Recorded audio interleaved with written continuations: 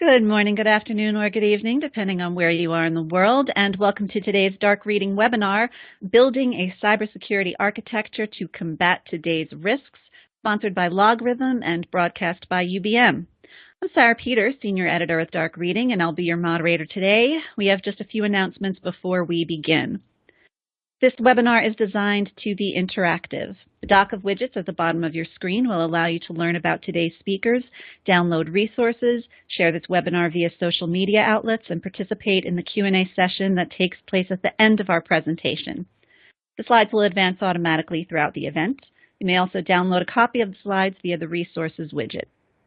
Toward the end of our webinar, we will ask you to complete our survey found on the right-hand side of your screen. Please take a minute to fill this out before leaving us today, as your feedback will provide us with valuable information on how we can improve future events. And lastly, if you are experiencing any technical problems, please click the Help widget found at the bottom of your screen or type your issue into the Q&A area, and we will be glad to offer one-on-one assistance.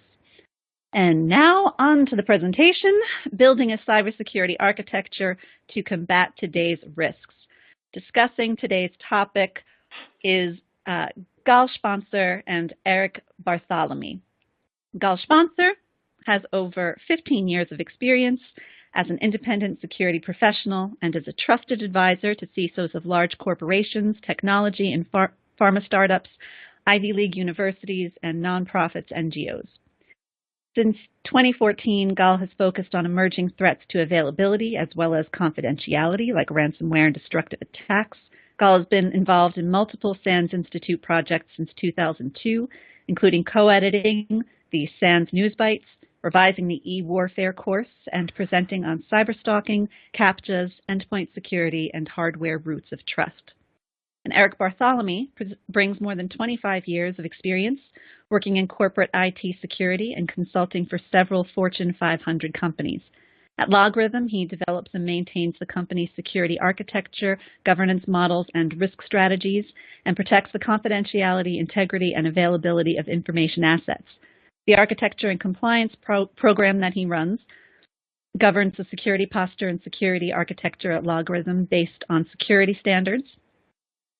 And prior to joining LogRhythm, Eric worked for EDS, where he was formerly trained as a systems engineer and architect. He spent the next 17 years working at IBM as an architect, building out the company's internal e-business and on-demand environments. And he spent his last 8 years at IBM working in security architecture, where he managed the CIO's global architectural strategy for internal core infrastructure services like DSN, enterprise-wide authentication, NTP, GSLB, proxy servers, and FWs. So, these are two gentlemen who really know what they're talking about, and Eric is going to take us away first. So Eric, over to you. Okay, well, thank you for the nice introduction and letting me speak today. I'm Eric Bartholomew, and I'm a security architect at LogRhythm. I report into the office of the CISO, where I'm responsible for building out our security architecture and long-term strategy and roadmap for protecting LogRhythm and its assets. There are some emerging architectural patterns that look very promising, such as Zero Trust networks and Google's BeyondCorp model, which I'll discuss in today's presentation. I'll explain how these architectures solve today's cyber threats. Let's begin. Cybersecurity architecture. It's about aligning technology, people, and processes to the enterprise's security objectives. 1,000 years ago, during medieval times, they too had assets and information that they needed to protect, such as battle plans, armory assets, holy books, scrolls and documents, even account ledgers. The way the crown jewels and information were protected was by a hardened perimeter layer. Actually, things haven't changed much in the years. Of course, the technology to defend those assets was less sophisticated back then.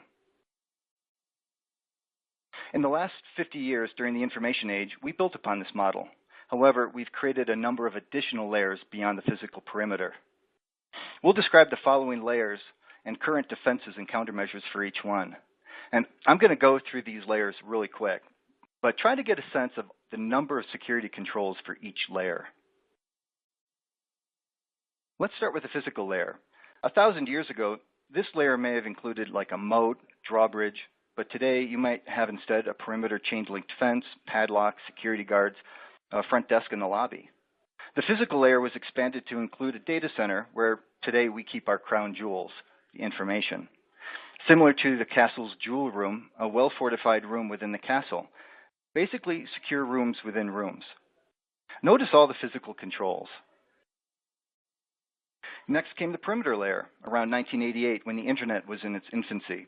As the traffic evolved, so did our firewall technology, with improvements across layer 2 to layer 7 with all of its protections, including VPNs. Now, Gal's presentation is going to dive deeper on the topic of VPNs and their effectiveness in our modern cybersecurity landscape. So at this time, we'd like to conduct a quick poll regarding VPNs. So, does your company force you to use virtual private networks, VPNs, at all times? You wouldn't mind answering this question?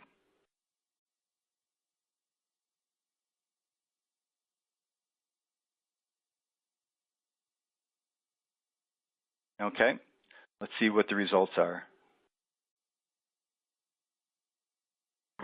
Oh, that's surprising. That's very good. Excellent. Yeah, those are great numbers. And as I said, Gal will dive into this topic in a little bit. But we do have another question, so here's the second one. Does your company allow for split tunnel where your browsing activity is not forced through a VPN?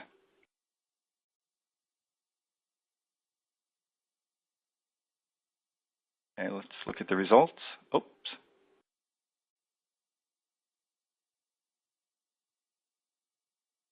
Let's try that again. If you guys could answer, yes or no, or not sure. Okay. There we go. No. Very interesting. Okay, well, let's continue on, and we'll get back to this and touch upon this in more detail. Next came the network layer and its three-tiered architecture in the early 2000s to support the World Wide Web. So we had the presentation tier, the application tier, and the data tier. And notice this simple diagram with the internet connection, the router, and switches. This is what a typical network looked like back in the early 2000s. Well, maybe a layer 2 firewall out front.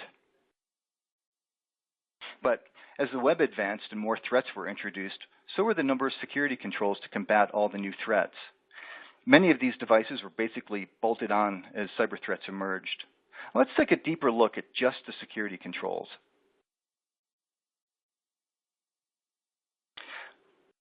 When compared to all the previous layers, the network layer has the largest number of security controls. It's within this layer where our SIM product is used for log management.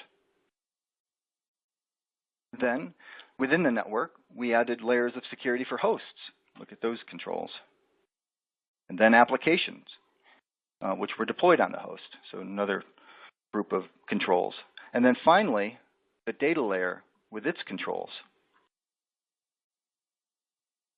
Wait, there's one more. Due to all the various controls which need to be managed and regulated, we need to glue it all together. So we added yet another layer, compliance and governance. Compliance is all about policies, procedures, and awareness, which includes training. Why? Well, to make sure that people, process, and technology are working effectively together. And here are all the security controls around compliance. Notice that each layer was built from the outside inward, so starting from the physical layer and moving inward to the application and data layer. And quite often, those layers act independently from one another, and many of those bolt-on components don't talk to each other. And that creates complexity and that GUI inside that everyone refers to. See, once a threat actor can get a foothold in the environment with elevated privileges, say from a phishing attack, they can move up and down the layers and laterally too. And this wreaks havoc on the organization. Food for thought. I mean, look at all the controls we just reviewed, roughly 50, and these aren't all of them. And this is why we struggle at security. The layers of defense are just layers of security controls that, when deployed, are supposed to reduce risk of attack, but does it? Managing all of these technologies is not only costly, it's risky. So to help manage cost and risk, many companies have adopted a cloud-first strategy. Applications and data are moving to the cloud, and consequently, your attack surface is expanding every day.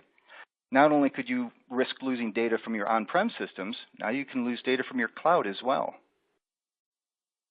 According to Okta, most businesses use between 11 and 16 off-the-shelf cloud apps, and they've seen as many as 40. And in some cases, companies are completely virtual. They don't even have a building. The whole team works remote using a multitude of mobile devices. An interesting fact, IBM has over 400,000 employees, and approximately 50% of them are mobile or work from a non-traditional office. What you're looking at right now is the architecture of the modern enterprise. The 5 threats listed here are the most pervasive threats that pose the greatest risk to your business.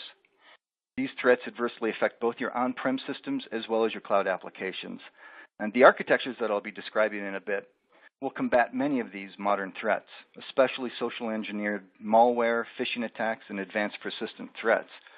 However, these emerging architectures will not relieve or excuse you from daily security management. You'll still need to patch and update definitions and perform general security operations, basic governance and compliance.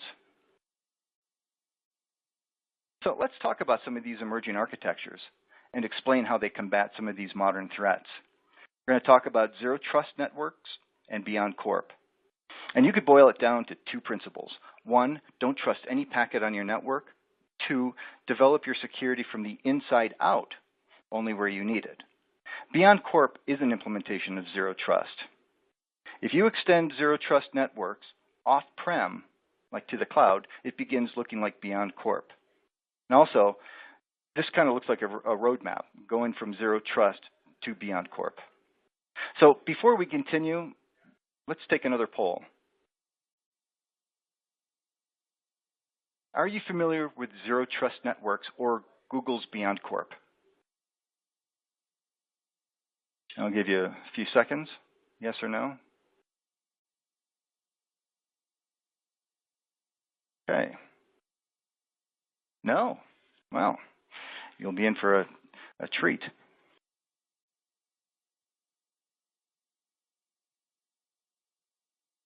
Now, let's talk about Zero Trust model. The Zero Trust model was conceived by John Kindervach from Forrester in 2010. So this architectural model is already 7 years old. In essence, the Zero Trust model requires all resources to be accessed securely regardless of location. Some important things to note. It's not a blueprint or an implementation plan. It's simply a model consisting of principles. It can be constructed using off-the-shelf software, but there's no commercial product offering that gives you Zero Trust out of the box. The main philosophy behind Zero Trust is that we must stop trusting packets as if they were people. All network is untrusted. The Segmentation Gateway, that component in the middle, is more than your traditional firewall. It is an access engine.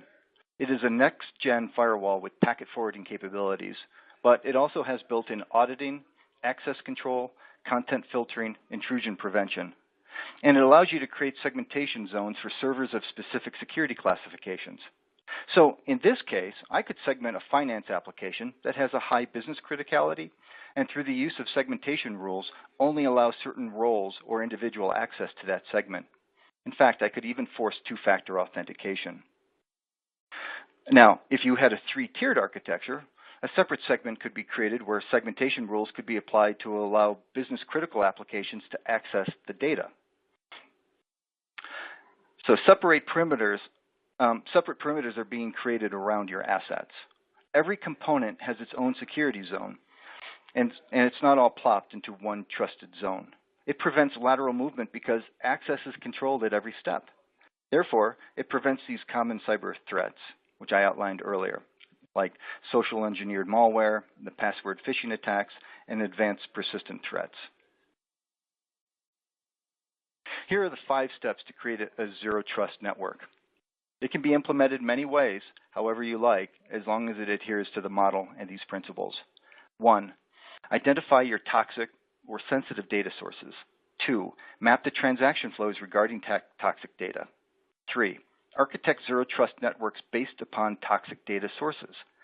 4, Write your rules on your segmentation gateway based on the expected behavior of the data, based on users and applications. And 5, monitor the network and log the traffic. This is exactly the approach that we're taking at LogRhythm. Let me show you.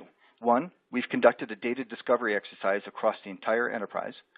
For each business area, we've determined the sensitivity of the data steward, the roles of the people who need access, and we've implemented single sign-on and multi-factor authentication.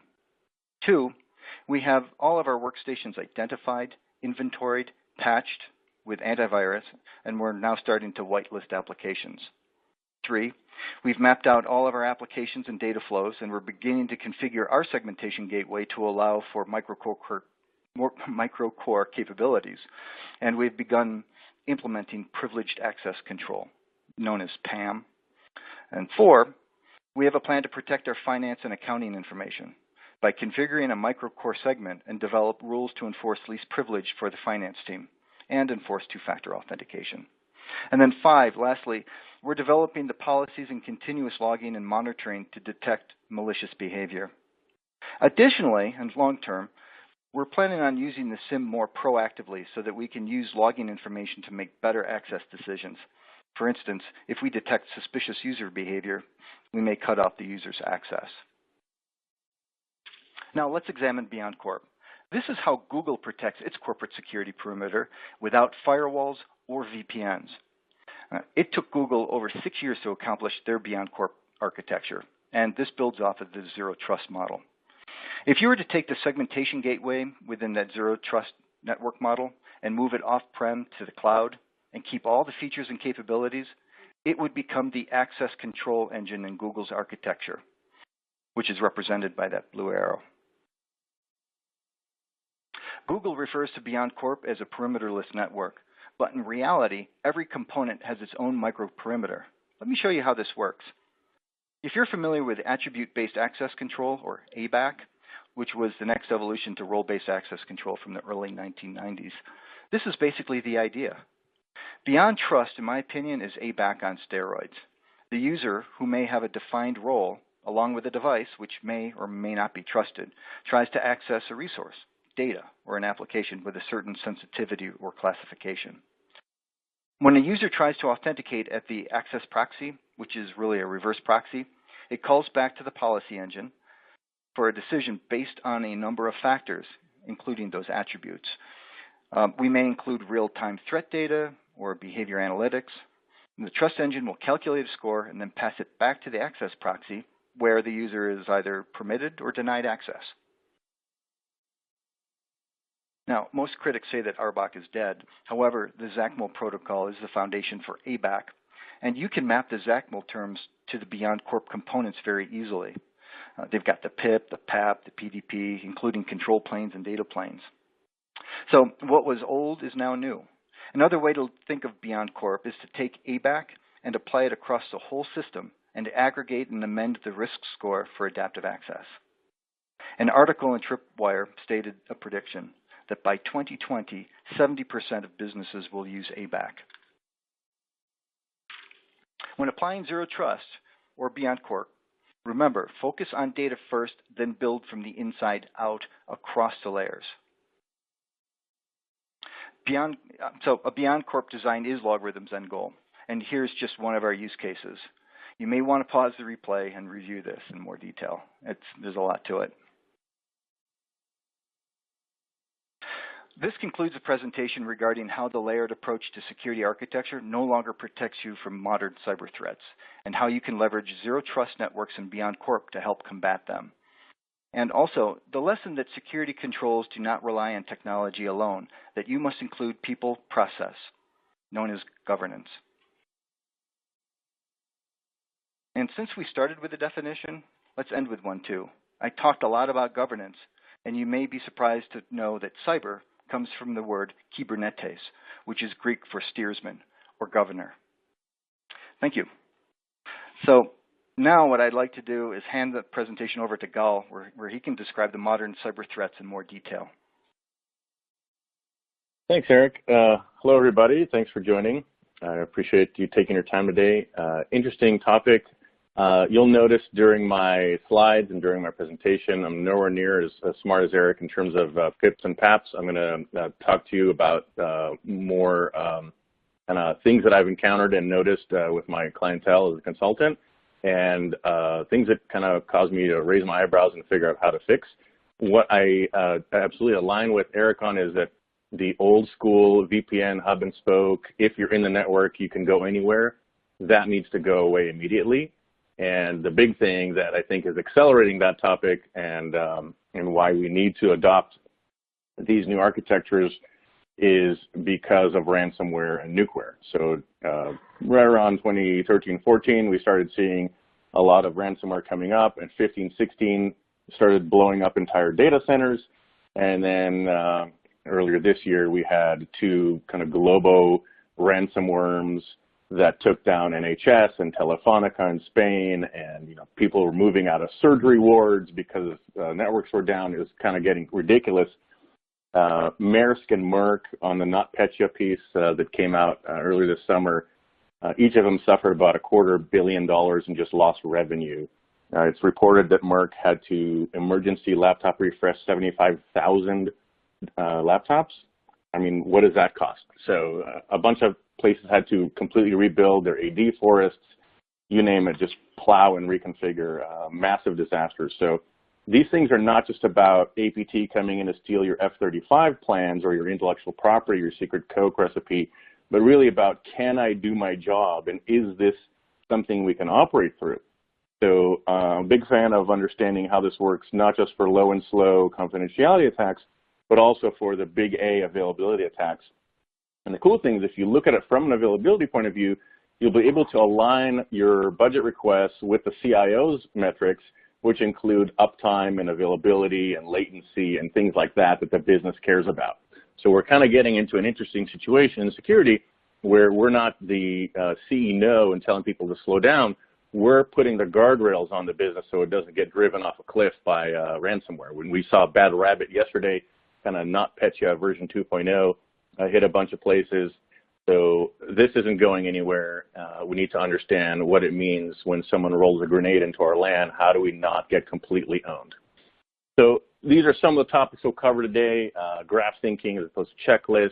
Why are we still VPNing in the networks? Something called a tick from the federal kind of FISMA type of situation where they require people to have a VPN back into the HQ. Certainly ransomware.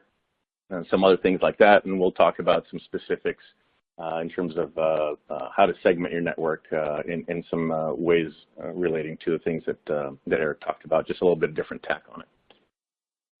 So what we're looking at is an arms race with people who think, not just natural hazards. So one of the things when I talk to clients about ransomware and nukeware, they're very concerned about that, again, kind of getting driven off a cliff, having to rebuild their entire network, including AD and all that stuff. The idea of just back up your stuff to media is great, but really that's designed for a hazard, not a malice, right? So a lightning bolt or disk fail or a software crash or even someone digging in a backhoe tripping over your fiber lines, those are things we can really engineer against because they're hazards, they're statistically probable, they don't happen over and over. They're bad things that happen every once in a while. You can really plan for them. The difference between hazard and malice is that malice understands your architecture and is waiting for you around the corner after they induce failure 1, 2, and 3. And in many cases, especially with server-side ransomware, they're going to grab your storage media first and detonate that and make that unavailable to you for restore because they want their money, or they just want to nuke you away and make you a not competitor. So these are things we're looking at. This is a reality of InfoSec. Anybody who's on blue team understands this. So it says no bicycle riding, no rollerblading, no roller skating, no skateboarding, no scooter riding. So hacker's going to hack, and someone came in on a unicycle. Are they violating policy? Not exactly. So between our user base and our contractors kind of trying to over-engineer their profitability on our network while they're doing the least amount of work they can, just to kind of keep the lights on, so you don't cancel the contracts.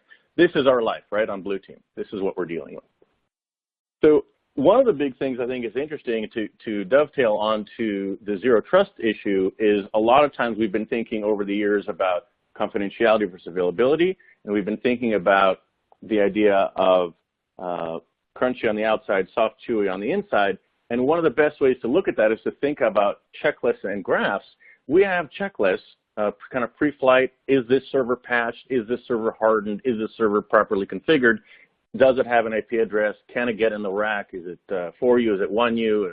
How much power and RAM it's up? Those are good checklists to have for operational and security controls. And auditors love checklists, don't they? 3, 5, 10-year-old checklists, but checklists nonetheless. Graphs allow us to think like how actually things happen in the real world.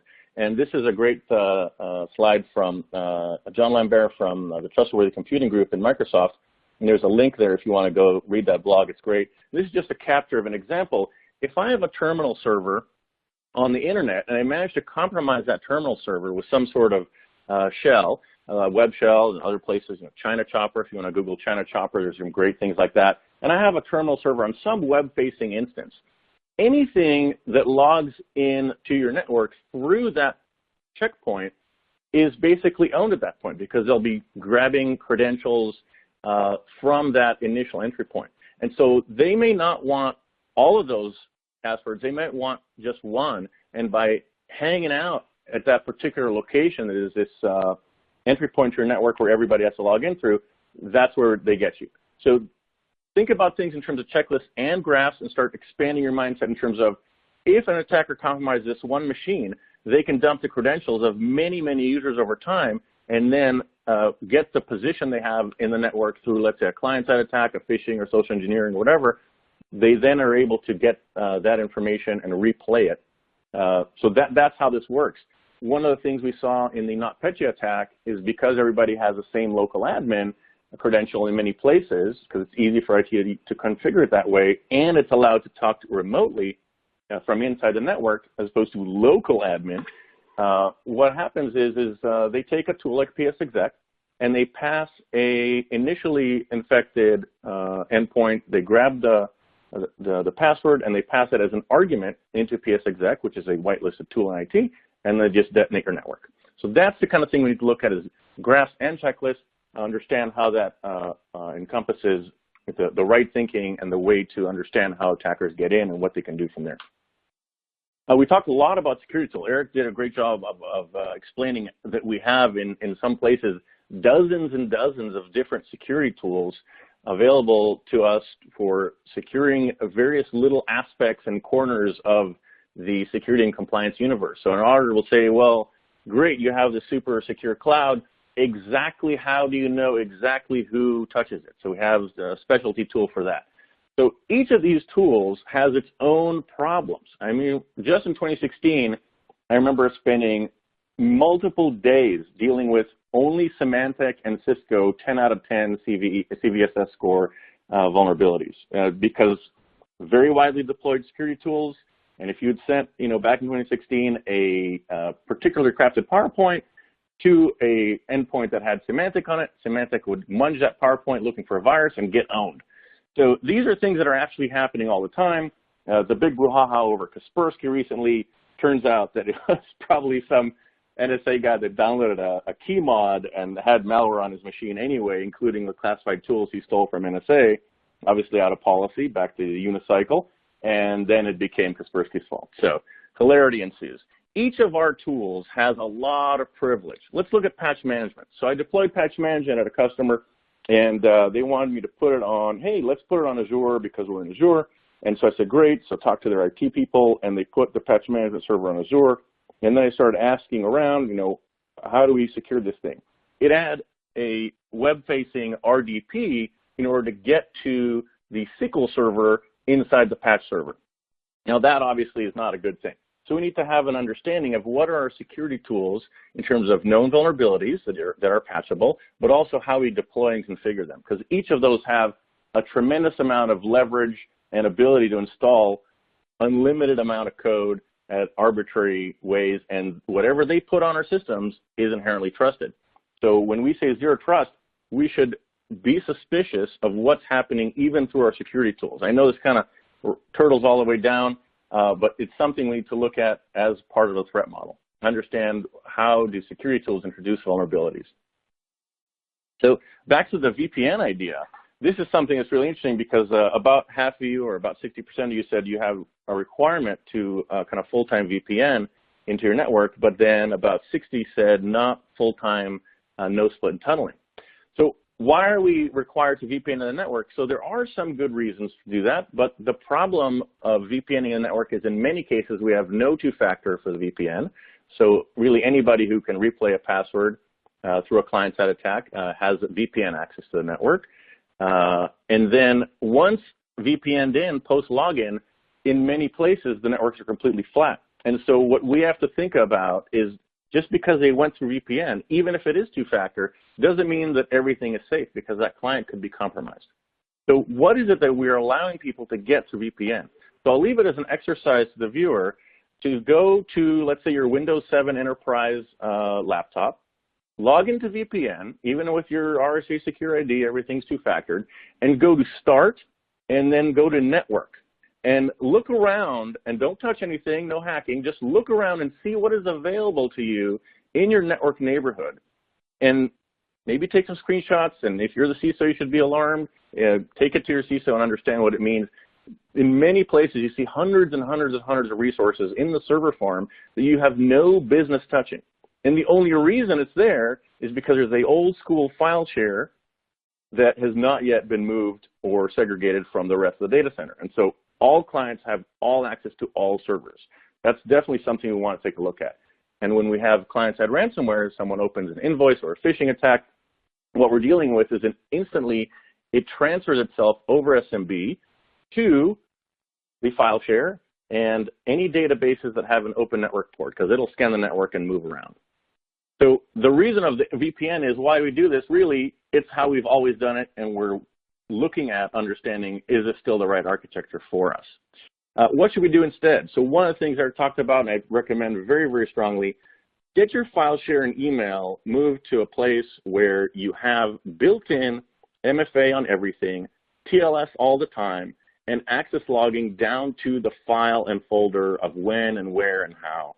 I had a client that had a old school kind of SharePoint local, and someone had moved a folder on a very sensitive financial matter, and they had to launch an investigation because they regulated and nobody could understand why this thing was moved. They had to launch an investigation. There weren't any logs. They brought in forensics people for 7 days, had people interrogated in different rooms. It was a nightmare. And they moved to a cloud file share that had very, very rich logs that anybody who can read English could understand what happened. And a year after the SharePoint migration to the cloud file share, someone had moved a folder and came over and said, hey, I don't know where this folder went. Can we take a look? What happened? And we just went into their activity, and it was right there. Here's where it moved, and it was this person. It was properly authenticated with two-factor. Everything was legit. We could see it instantly. 5 minute, no investigation, no technical resources. Everybody was happy. Totally different experience. The main thing we want to look at is why do we have network layer access to servers from clients? Are we actually giving all of our users admin level network access to administer servers? No, they just need applications. So look at the ideas. Again, clients are untrustworthy, and if you even do need to administer servers and applications as an admin, use a privileged admin workstation, and we'll talk about those later. So VPNs are cool. I'm not anti-VPN. What I think you'll see overall as we go through this is that VPNs are great for reducing risk on random networks, but they're not necessarily the best architecture for reducing risk for your corporate network. So if I'm at a Starbucks or on an airplane or on an Amtrak or at a hotel, I know I'm going to be targeted with various man-in-the-middle and evil twin attacks, and I definitely am not telling you don't use a VPN for that. I'm telling you do use a VPN for that. But maybe it's not the best idea for using VPN to bring clients into your network because they really don't need, in many cases, the network layer resources, and certainly not all the resources that they're exposed to. Let's take a look at the crack Wi-Fi protocol vulnerability that happened the other week. It exposes traffic because you're able to basically reset the key at your command from the protocol level. So it takes the encryption out of Wi-Fi, but it doesn't crack HTTPS. What it allows you to do as an attacker is expose those legacy clear text protocols. And so anytime someone is sending traffic or certainly logging in, those passwords, credentials, usernames, and even the raw traffic are going to be exposed if you're relying on the Wi-Fi protocol level encryption to protect you instead of the tunnels that are put in by kind of the end-to-end protocol like HTTPS. So hope that's helpful. Just making sure that nobody says sponsor thinks VPNs are bad. All right, VPN pain. So on the federal level, massive, massive pain is going on for years. In 2007, there was a big project to do what's called Trusted Internet Connect, or TIC, and the entire federal government was looking to reduce the amount of kind of points of presence on the internet from thousands to much less than that and kind of streamline it. And there's a thing called Einstein where they would basically have a big IDS box looking at all the traffic coming in and out of the network, which is in theory a great idea. The problem is that architecture has not evolved over the years, and there's something called CDM, or kind of continuous diagnostics and management, monitoring, CDM, continuous diagnostics and monitoring, and that is required to do this whole shenanigans with mobile users these days that were not anticipated in 2007, connecting not just back to HQ, but to cloud services directly. So right now, the users can't connect directly to cloud because it's against policy, and so they have to go, let's say I'm a user and I'm working from home because it's a snowstorm in DC. And let me tell you about DC. If it's 2 inches on the ground, the government is shut down. It's unbelievable. So it's snowing in DC, it's still melting into the asphalt, the government's shut down, and you're at home, you're a federal worker, and you want to get Office 365. And instead of going directly to the Microsoft cloud from your house, what you're doing is you're VPNing into HQ, to your agency, so mobile to HQ, and then the HQ to the cloud, cloud back to HQ, and then HQ back to you at home. And people call that the network trombone effect because of that silliness. The amount of latency, the amount of bandwidth that waits, and the amount of money that the agencies have to spend in order to comply with that is insane. Obviously, there's help desk costs when VPNs are down, et cetera. So we want to be able to, at some point, go to cloud and back, and really, the HTTPS connection to Office 365 is not something that a IDS box can inspect directly because you don't want to crack all of that stuff and look at the plain text. You're creating another whole situation where you're dealing with a lot of plain text copies of very sensitive data. So that's not the point either.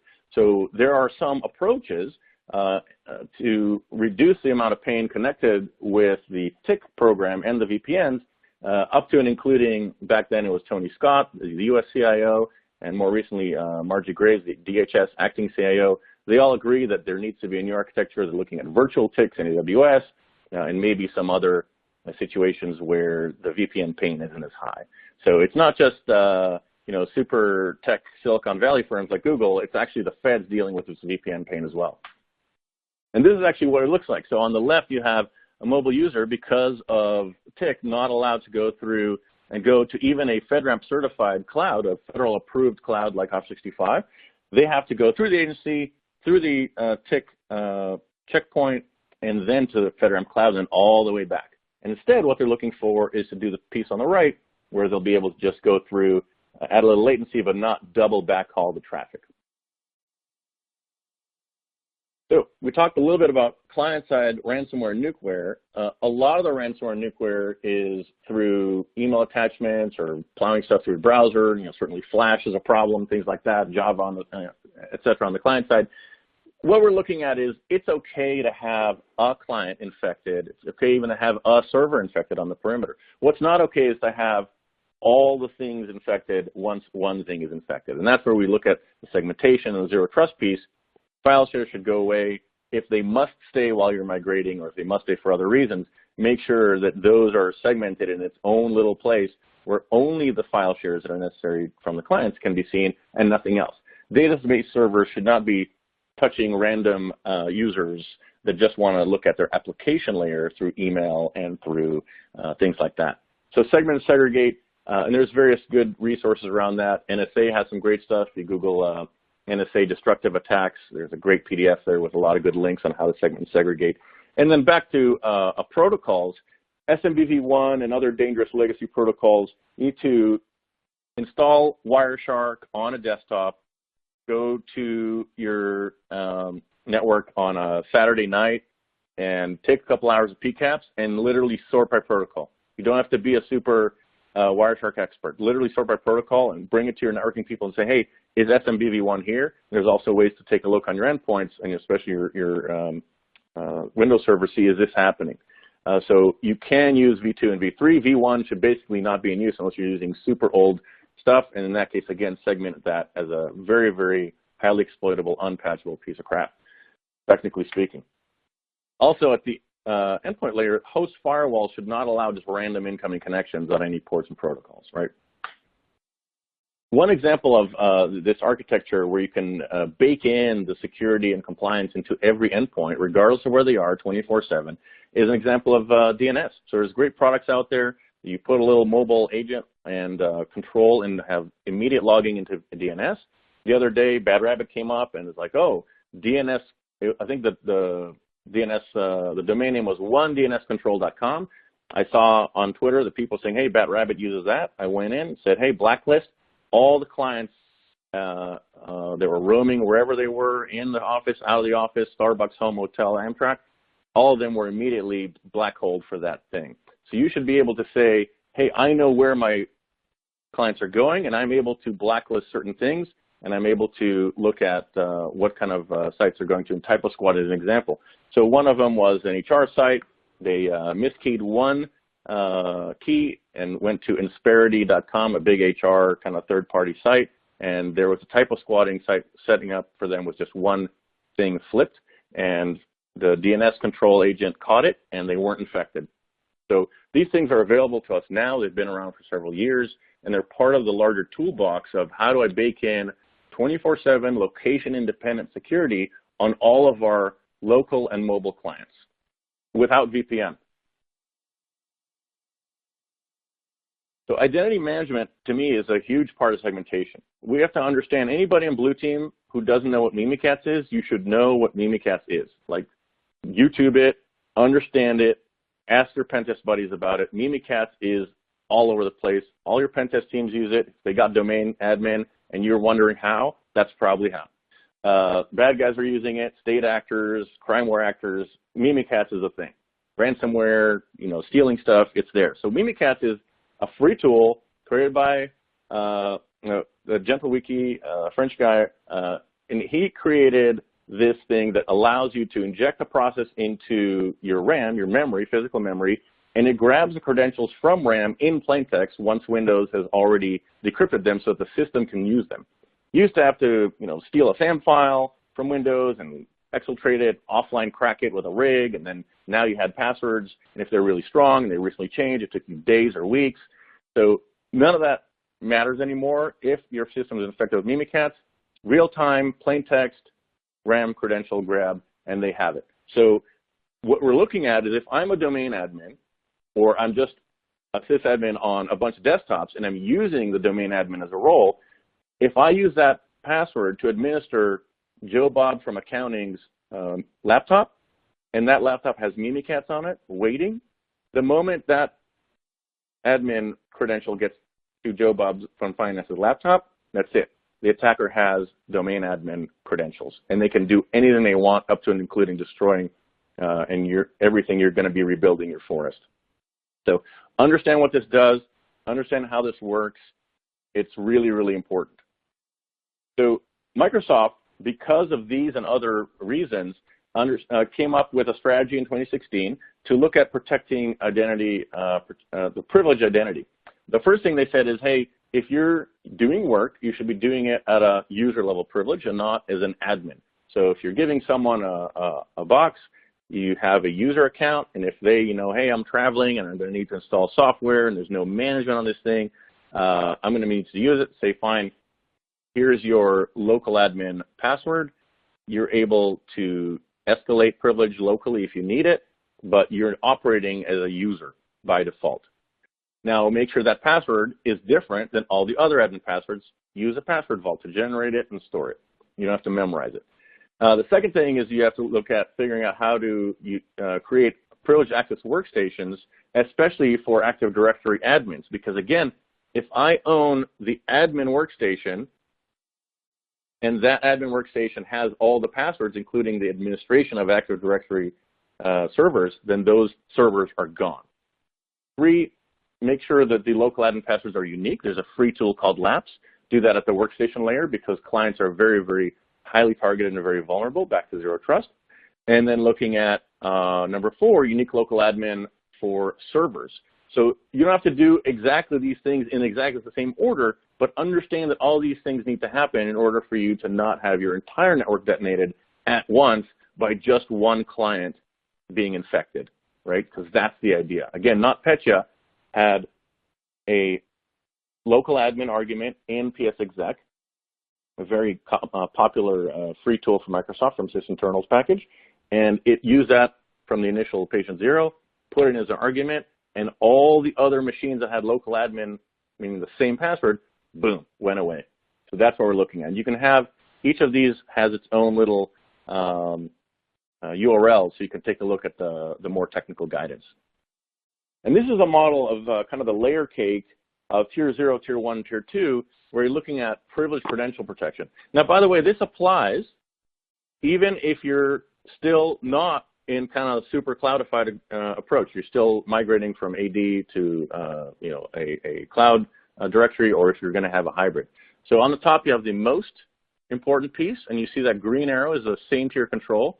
So you never use those passwords to administer a lower trusted server or laptops, and you never use the lower trusted laptops to administer the top ones. So this is just a visual documentation of how they think about different tiers. And then privileged admin workstations, basically specialized workstations for highly privileged administrators that have access to those very, very sensitive credentials. And the idea there, again, protect those credentials, no random surfing, no random emails incoming, locked down and monitored. Local admin password is a skeleton key to your LAN. Make sure you use LAPS, or if you want to just use a commercial tool, there's other good ones for that. LAPS is free from Microsoft.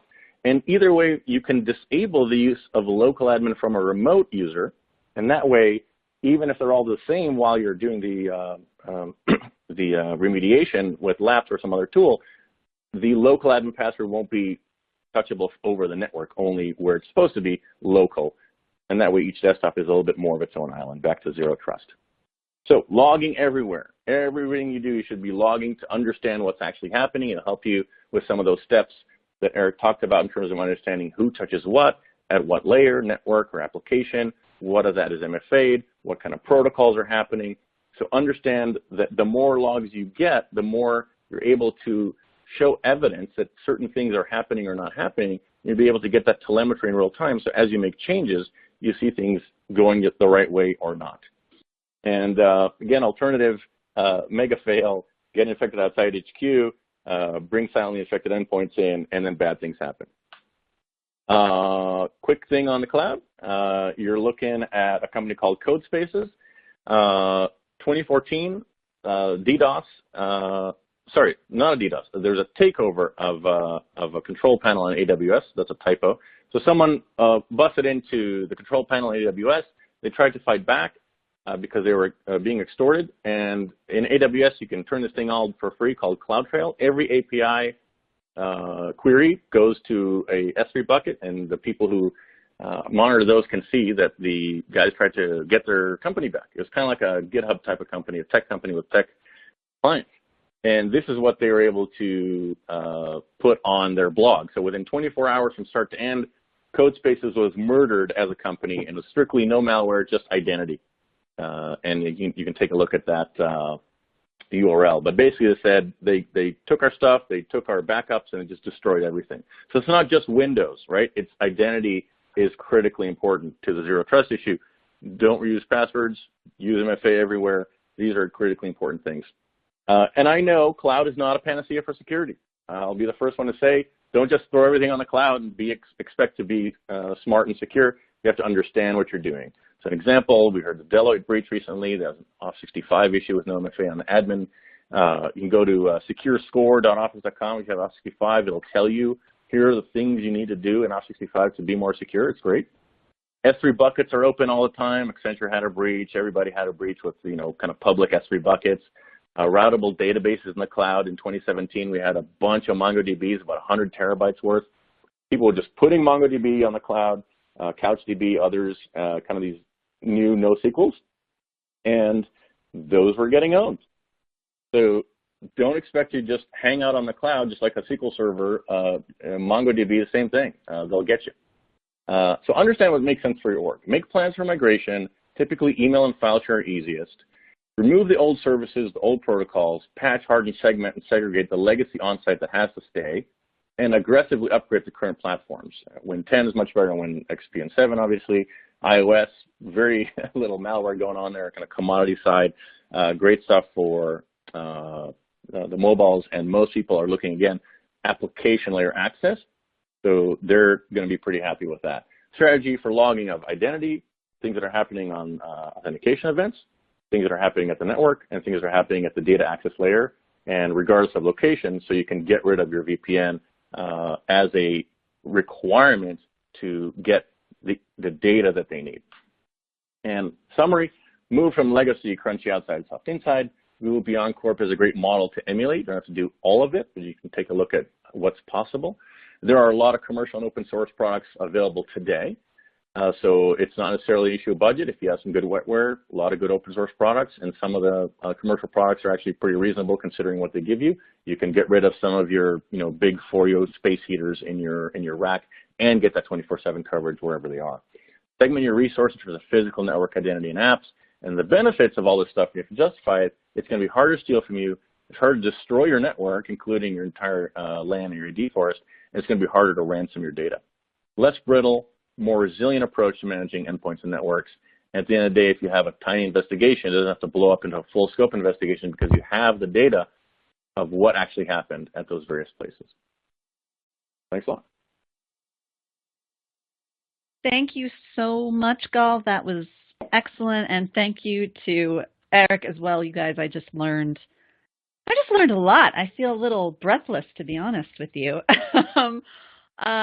Now, before we begin with today's Q&A, we do have a little bit of time for Q&A. I'd like to ask the attendees to please direct your attention to our webinar survey, which is available on the right of the presentation window. If you closed the survey, you can reopen the widget by clicking the icon along the bottom of your screen. Thanks in advance for filling out that feedback form. Your participation in the survey does allow us to better serve you. And now on to the Q&A portion of our event. As a reminder, to participate in Q&A, just type your question into the text box located to the right of the presentation window, or click the Q&A icon at the bottom of your screen. If not able to answer all submitted questions during today's webinar, we'll be sure to share them with our speakers who can reply to you offline. Okay, gentlemen, let's start with this one. There were so many layers. Eric, when you went through the different layers of architecture, I started slumping down in my chair and feeling a little overwrought and depressed. Do you find that that the security tools we have available to us right now are overly focused on any particular layer of that architecture and absent for any other? Because you were saying that you were suggesting that we really need to focus first on the data layer and build out from there. Are the products or the tools available for us on that data layer right now, or what? So I'll start with you on that, Eric. Yeah, no, that's good, because historically we've been building from the outside in. I mean, for thousands of years. So Right. That's really kind of the model. But yeah, what we're saying now is just focus on what's important. And even from like an enterprise architect standpoint, a lot of people just try to fix everything. I mean, I've got Windows XP, I've got data over here, and they just try to fix everything, and it just becomes untenable. And really the philosophy is to just work on what's critical. Because if you're trying to store and protect and make a lunch menu from 2 years ago resilient and protected, you're wasting money and resources and people. So just focus on what they call toxic data. And it might not even be sensitive data that you're concerned about. It might just be like HIPAA data or PII, GDPR type data, regulated data. And, think twice about whether or not you want to focus on that less critical information. And just focus on that. And you'll find out in most organizations it's probably only maybe 15, 20% of your data. It'll keep your scope down, and it'll keep your overall cost and total cost of ownership down as well. Makes sense. Gal, anything to add to that? No, I mean, that sounds good. Do risk management and understand what kind of what staffing you're able to throw at the problem and what kind of technology you have. It really depends on your network and your folks, but yeah. Clearly, the audit findings and pen test findings help. Yeah, what the best tools are, and it really is a depends question. So it depends on where your data is stored and what type of data it is. And the other thing that I didn't get to mention with all of those security controls, there's so many different ones. There's integration issues, and I think Golf, he touched upon this too. You've got licensing and you've got integration issues, and those need to be patched, and you need people and skilled people. So it really depends. And I think if you can just focus on data first, kind of like what Zero Trust implies, you really have kind of a roadmap. And instead of kind of working out, get your VPN and start working on all those layers, just start at the data. Protect that. Find out where you've got that really critical data and just really pay attention to that. Put two-factor authentication around it. Put it in a secure place. Make sure it's resilient or whatever you need. I feel like every conversation I have lately always ends up coming to me griping about the fact that we say, let's focus on the data, and then nobody knows where all of our data is. So my question's going to, my next question, I guess it will probably be my last question because we're running out of time, is what is step one for doing this? Gal did mention what some of the plans for migration are, kind of where you get started if you want to build a new architecture. And that's a big job. That's a big question. I'm wondering where just doing a inventory of all of that data fits into that grand plan.